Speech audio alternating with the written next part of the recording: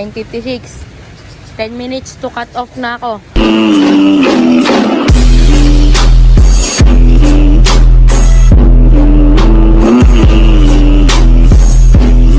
We are back again guys dito sa TAC Loft TV.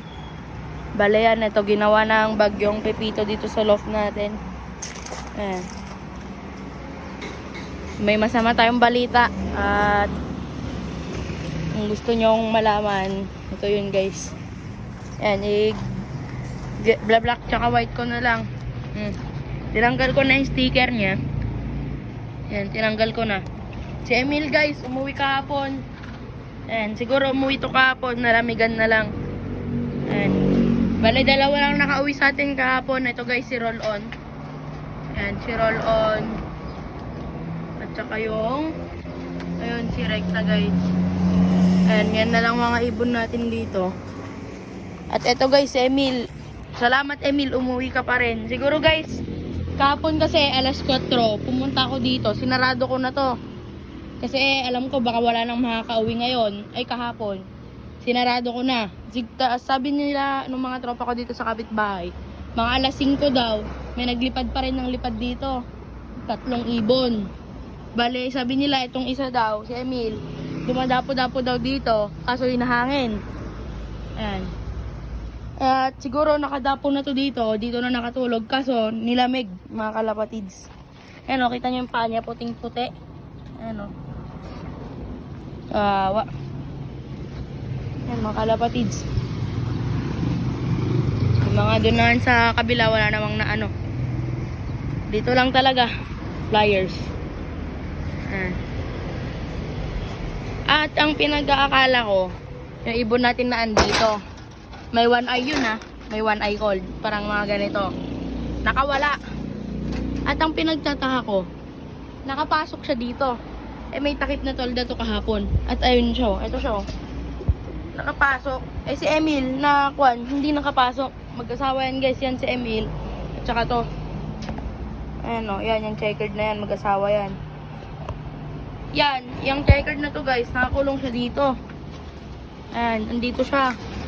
Siguro naihangin-hangin na ganyan, nakalabas siya.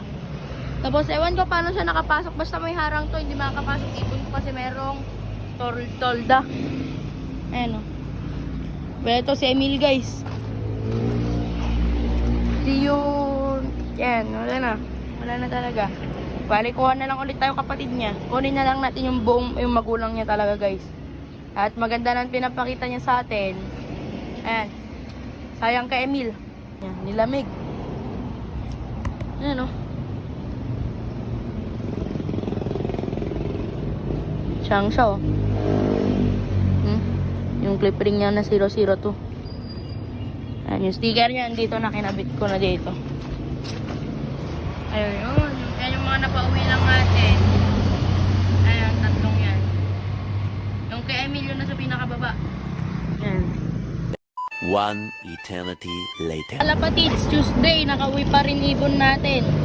Ito, kunin ko lang yung susi. May nakauwi tayong ibon. 3 pa pang laro natin. Nice one. After ng bagyo. Ayan, 3 ibon natin. Ayun o. Wala yung mag-focus. Saan ba? Ayan. Yan yung ibon natin guys. Ayan o. Wala naman siyang tama.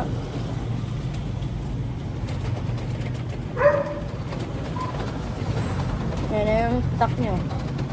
May 3 pa pang laro natin guys. Buti na lang nakauwi. Kabigyan lang natin to ng ideal pang salubong sa kanya. Ayan o, lusaw na lusaw siya guys o. As in, durog na durog. Ito yung ideal natin guys.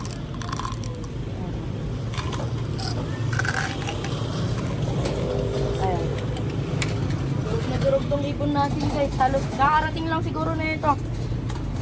Ito. Subuhan natin ideal. 3 pa. 3 pa ibon natin guys. Ayan o, yung ibon natin. Nice one. Ayan, tayo ka na. Ito siya guys o. Ayan kasi yung asawa niya. And ito yung mga nakauwi sa mga ibon natin. Si Roll-On, ito, tsaka si Recta. Ayan, 3 pa ibon natin. Ayun o. So, yun. Thanks for watching. Peace!